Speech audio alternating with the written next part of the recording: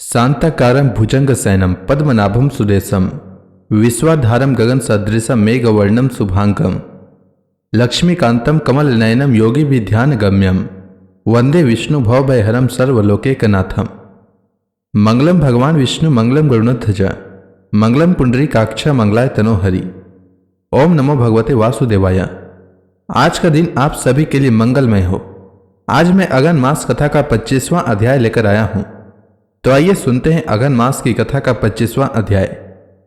उग्र सर्वा जी कहते हैं, जन्मंजय के यज्ञ में सर्पों का हवन होते रहने से बहुत से सर्प नष्ट हो गए, केवल थोड़े से ही बचे रहे। इससे वासुकी नाग को बड़ा कष्ट हुआ। घबराहट के मारे उसका हृदय व्याकुल हो गया।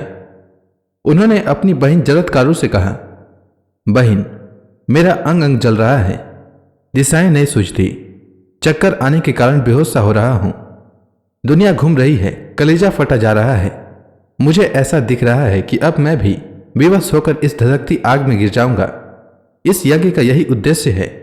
मैंने इसी समय के लिए तुम्हारा विवाह जरत्कारु ऋषि से किया था। अब तुम हम लोगों की रक्षा करो। ब्रह्मा जी के कथनानुसार तुम्हारा पुत्र आस्तिक इस सर्प यज्ञ को बंद कर सकेगा। वह बालक होने पर भी श्रेष्ठ वेदवेता और वृद्धों का माननीय है। अब तुम उससे हम लोगों की रक्षा के लिए कह दो। अपने भाई की बात सुनकर ऋषि पत्नी जरत्कारु ने सब बात बतलाकर नागों की रक्षा के लिए आस्तिक को प्रेरित किया। आस्तिक ने माता की आज्ञा स्वीकार कर वासुकी से कहा, नागराज, आप मन में शांति रखिए। मैं आपसे सत्य सत्य कहता हूं कि उस सांप से आप लोगों को मुक्त कर दूंगा। मैंने हास विलास में भी कभी असत्य भाषण नहीं किया है, इसलिए मेरी बात झूठ न समझो। मैं अपनी शुभ वाणी से राजा जन्मंजय को प्रसन्न कर लूंगा और वह यज्ञ बंद कर देगा। मामा जी, आप मुझ पर विश्वास कीजिए। इस प्रकार वासुकी नाग को आश्वासन देकर आस्तिक सर्पों को मुक्त करने के लिए यज्ञशाला में जाने के उद्देश्य से चल पड़े। उन्होंने वहां पहुंचकर देखा कि सूर्य और अग्नि के समान तेजस्वी सभासदों से यज्ञशाला भरी है। द्वारपालों ने उन्हें भीतर जाने से रोक दिया। अब वे भीतर प्रवेश पाने के लिए यज्ञ की स्तुति करने लगे। उनके द्वारा यज्ञ की स्तुति सुनकर जन्मंजय ने उन्हें भीतर आने की आज्ञा दे दी। आस्तिक यज्ञ मंडप में जाकर यजमान, ऋत्विज, सभासद तथा अग्नि की और भी स्तुति करने लगे। आस्तिक के द्वारा की हुई स्तुति सुनकर राजा, सभासद, ऋत्विज और अग्नि सभी प्रसन्न हो गए। सबके मनोभाव को समझकर जन्मंजय ने कहा, यद्यपि यह बालक है, फिर भी बात अनुभवी वृद्धों के समान कर रहा है। मैं इसे बालक नहीं, वृद्ध मानता हूं। मैं इस बालक को वर देना चाहता हूं। इस विषय में आप लोगों की क्या सहमति है? सभासदों ने कहा, ब्राह्मण यदि बालक हो तो भी राजाओं के लिए सम्मान्य है। यदि वह विद्वान हो तब तो कहना ही क्या। अतः आप इस बालक को मुंह मांगी वस्तु दे सकते हैं। जन्मंजय ने कहा, आप लोग यथाशक्ति प्रयत्न कीजिए कि मेरा यह कर्म समाप्त हो जाए और तक्षक नाग अभी यहां आ जाए। वही तो मेरा प्रधान शत्रु है। ऋत्विजों ने कहा, अग्निदेव का कहना है कि तक्षक भयभीत होकर इंद्र के शरणागत हो गया है। इंद्र ने तक्षक को अभय दान भी दे दिया है। जन्मंजय ने कुछ दुखी होकर कहा, आप लोग ऐसा मंत्र पढ़कर हवन कीजिए कि इंद्र के साथ तक्षक नाग आकर अग्नि में भस्म हो जाए।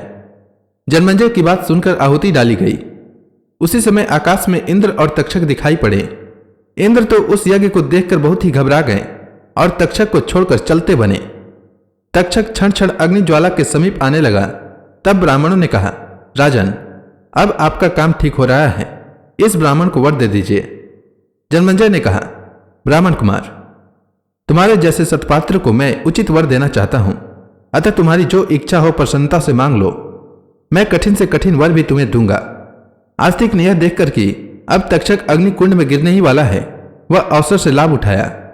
उसने कहा, राजन, आप मुझे यही वर दीजिए कि आपका यह यज्ञ बंद हो जाए और इसमें गिरते हुए सर्प बच जाएं। इस पर जन्मंजय ने कुछ अप्रसन्न होकर कहा, समर्थ ब्राह्मण, तुम सोना, चांदी, गौ और दूसरी वस्तुएं इच्छानुसार ले लो। मैं चाहता हूं कि यह यज्ञ बंद न हो। आस्तिक ने कहा, मुझे सोना, चांदी, गौ अथवा कोई भी वस्तु नहीं चाहिए। अपने मातृ कुल के कल्याण के लिए मैं आपका यज्ञ ही बंद कराना चाहता हूं। जन्मंजय ने बार बार अपनी बात दोहराई, परंतु आस्तिक ने दूसरा वर मांगना स्वीकार न किया। उस समय सभी वेदज्ञ सदस्य एक स्वर में कहने लगे, यह ब्राह्मण जो कुछ मांगता है वही इसको मिलना चाहिए। शौनक जी ने पूछा, सूत नंदन, उस यज्ञ में तो बड़े विद्वान ब्राह्मण थे, किंतु आस्तिक से बात करते समय जो तक्षक अग्नि में नहीं गिरा, इसका क्या कारण हुआ? क्या उन्हें वैसे मंत्र ही नहीं सूझे? उग्र सर्वा जी ने कहा, इंद्र के हाथों से छूटते ही तक्षक मूर्छित हो गया। आस्तिक ने 3 बार कहा, ठहर जा, ठहर जा, ठहर जा। इसी से वह आकाश और पृथ्वी के बीच में लटका रहा और अग्नि कुंड में नहीं गिरा। शौनक जी, सभासदों के बार बार कहने पर जन्मेजय ने कहा, अच्छा, आस्तिक की इच्छा पूर्ण हो, यह यज्ञ समाप्त करो, आस्तिक प्रसन्न हो। हमारे सूत ने जो कहा था वह भी सत्य हो। जन्मेजय के मुंह से यह बात निकलते ही सब लोग आनंद प्रकट करने लगे। सभी को प्रसन्नता हुई। राजा ने ऋत्विज और सदस्यों को तथा जो अन्य ब्राह्मण वहां आए हुए थे उन्हें बहुत दान दिया। जिस सूत ने यज्ञ बंद होने की भविष्यवाणी की थी उसका भी बहुत सत्कार किया। यज्ञांत का अवृत स्थान करके आस्तिक का खूब स्वागत सत्कार किया और उन्हें सब प्रकार से प्रसन्न करके विदा किया। जाते समय जन्मेजय ने कहा, आप मेरे अश्वमेध यज्ञ में सभासद होने के लिए पधारिएगा। आस्तिक ने प्रसन्नता से तथास्तु कहा। तत्पश्चात अपने मामा के घर जाकर अपनी माता जगतकारु आदि से सब समाचार का सुनाया। उस समय वासुकी नाग की सभा यज्ञ से बचे हुए सर्पों से भरी हुई थी। आस्तिक के मुंह से सब समाचार सुनकर सर्प बहुत प्रसन्न हुए। उन्होंने उन पर प्रेम प्रकट करते हुए कहा, बेटा, तुम्हारी जो इच्छा हो वर मांग लो। वे बार बार कहने लगे, बेटा, तुमने हमें मृत्यु के मुंह से बचा लिया, हम तुम पर प्रसन्न हैं, कहो तुम्हारा कौन सा प्रिय कार्य करें। आस्तिक ने कहा, मैं आप लोगों से यह वर मांगता हूं कि जो कोई सायंकाल और प्रातःकाल प्रसन्नतापूर्वक इस धर्म में उपाख्यान का पाठ करे उसे सर्पों से कोई भय न हो। यह बात सुनकर सभी सर्प प्रसन्न हुए। उन लोगों ने कहा, प्रियवर, तुम्हारी यह इच्छा पूर्ण हो। हम बड़े प्रेम और नम्रता से तुम्हारा मनोरथ पूर्ण करते रहेंगे। जो कोई असित, आरतीमान और सुनित मंत्रों में से किसी एक का दिन या रात में पाठ कर लेगा उसे सर्पों से कोई भय नहीं होगा। वे मंत्र क्रमशः ये हैं। जरत्कारु ऋषि से जरत्कारु नामक नाग कन्या में आस्तिक नामक यशस्वी ऋषि उत्पन्न हुए। उन्होंने सर्प यज्ञ में तुम सर्पों की रक्षा की थी। महाभाग्यवान सर्पों, मैं उनका स्मरण कर रहा हूं, तुम लोग मुझे मत डसना। हे महाविषधर सर्प, तुम चले जाओ, तुम्हारा कल्याण हो। अब तुम जाओ। जन्मेजय की यज्ञ की समाप्ति में आस्तिक ने जो कुछ कहा था उसका स्मरण करो। जो सर्प आस्तिक के वचन की शपथ सुनकर भी नहीं लौटेगा उसका फन शीशम के फल के समान सैकड़ों टुकड़े हो जाएगा। धार्मिक शिरोमणि आस्तिक ऋषि ने इस प्रकार सर्प यज्ञ से सर्पों का उद्धार किया। शरीर का प्रारब्ध पूरा होने पर पुत्र पौत्र आदि को छोड़कर आस्तिक स्वर्ग चले गए। जो आस्तिक चरित्र का पाठ या श्रवण करता है उसे सर्पों का भय नहीं होता है। तो इसी के साथ यह अध्याय समाप्त हुआ।